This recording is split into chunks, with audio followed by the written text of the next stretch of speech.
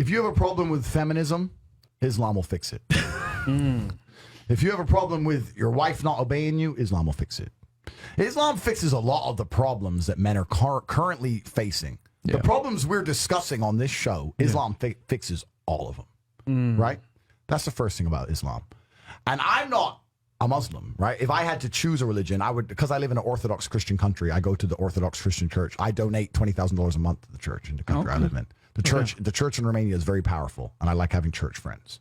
So I give them a lot of money, right? So I would guess I'm an Orthodox Christian. But if I had to bet on one religion as if I were betting on the stock market for the future, you have to bet on Islam. Because Muslims are intolerant. And I'm not saying that disrespectfully.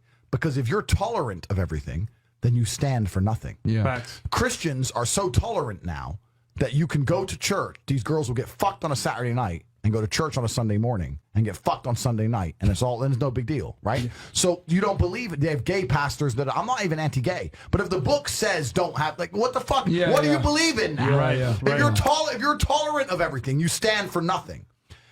I can walk through London with a T-shirt saying Jesus is gay, and nothing will happen to me. If I did the same thing with the Islamic prophet, I'd be dead before I got to the end of the street. Boom. That's how much they believe and respect. And I respect people who stick up for what they believe in. It's not even about me believing in it. I respect them because they believe and they will defend.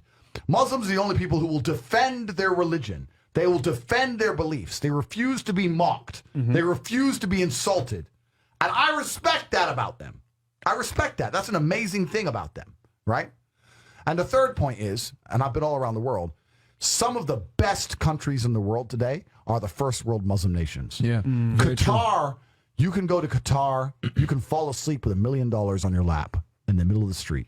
Nothing's going to happen to you. Saudi Arabia as well. You can go to Saudi, nothing will happen to you. You can go to Dubai, UAE, nothing's going to happen to you. They leave their cars parked with the keys inside. It's so safe. Wow. It's so safe. Women, everyone's married. Every woman obeys her husband. Every single woman has 4, 5, 6 kids. Big families, all the things we're talking about, all the problems we have here, right? They've got none of that, none of it, because of Islam. Islam keeps society in the role where women obey their man, women have children, women have big families, women are exceptionally happy to do so. Before some Western girl comes in here and runs her mouth, the Islamic women are happier than any fucking thought you're going to see in the club tonight. They're very true. They're happy. Society is functioning. Their population is growing because in most Western countries, the population is declining. Tim Cass was talking about it today. I was talking. We were 2 people have 1 kid. Doesn't work. Doesn't work, right? 2 people need to have 3.1 kids because people die, right? People die prematurely, blah, blah, blah, blah. So we have population problems in the West. They have none of the population problems. Society is functioning. And that's what society is. Society starts at the smallest possible group. You have families, and families make a street, and that street makes a village, and that village makes a town, that town makes a city, and that city makes a country.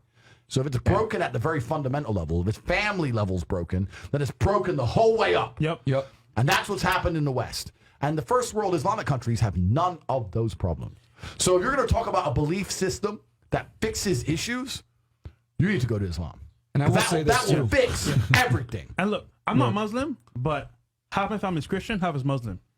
Sorry to say this, the half that's Christian, they're all divorced. The half that's Muslim, they're still married, hella kids, and they're happy. The wives do serve their husband. The kids understand the roles, and generally they're happy. You're right on that, 100%. So I just have absolute, even though I wouldn't identify as Muslim, I have absolute respect for the ideology, respect for the mentality, respect for the warrior aspect of it. I respect it. They don't play. They don't play. You can't insult their shit.